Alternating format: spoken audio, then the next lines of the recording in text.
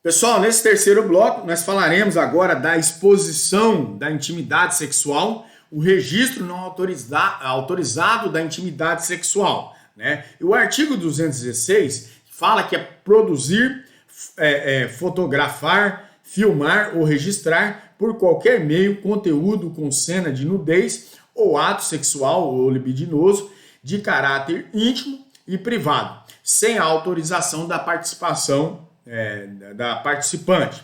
A pena de detenção de 6 meses a 1 ano, ou multa. Esse artigo está elencado, é você aí que tem a mania de fotografar sua namorada, de fazer os registros, filmar, de coisas do gênero, né? Foi para coibir esse tipo de situação, sem a autorização da pessoa, e aí será inserida nesse artigo aí, 216b, né? E aí agora nós passaremos também a falar dos crimes sexuais contra os vulneráveis, do artigo 317. A vulnerabilidade da vítima no campo sexual, um conceito e a hipótese, o fim da presunção de violência. A vulnerabilidade da vítima substituiu a presunção de violência, antigamente prevista na lei, no artigo 224 do Código Penal, e também conhecida como violência ficta ou indutiva.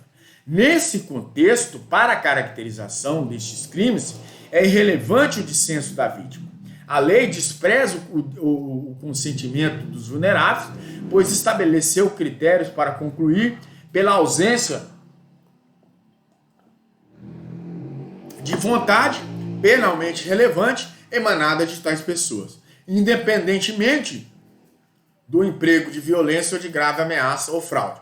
O artigo 217-A do Código Penal, ele apresenta os vulneráveis para fins sexuais, são pessoas consideradas incapazes para compreender e aceitar aí validamente os atos de conotação sexual, razão pela qual não podem contra estes oferecer resistência.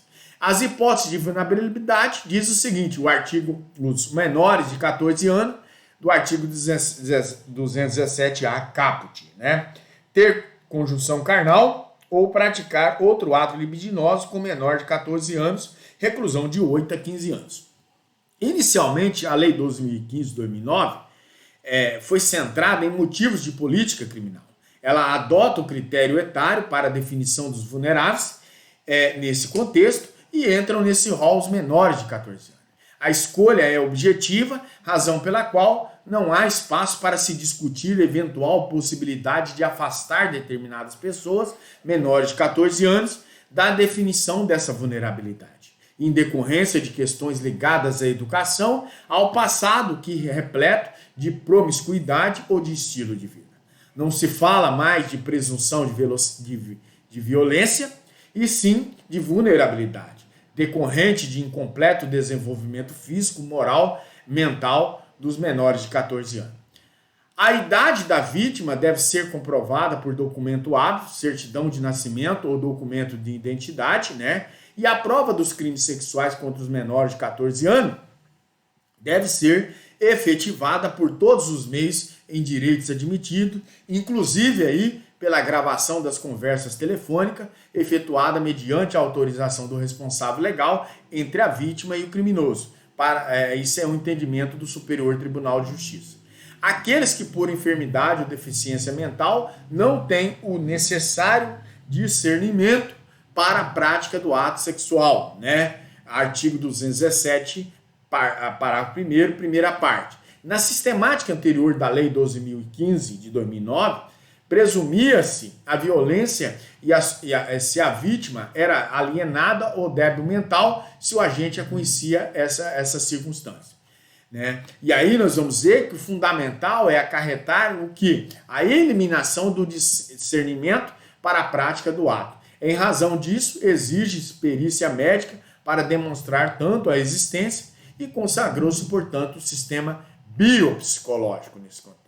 Aqueles que por qualquer outra causa não podem oferecer resistência, artigo 217, parágrafo 1º, parte final. A expressão qualquer outra causa precisa ser interpretada em sentido amplo para o fim de alcançar todos os motivos que reiterem de alguém a capacidade de resistir ao ato sexual.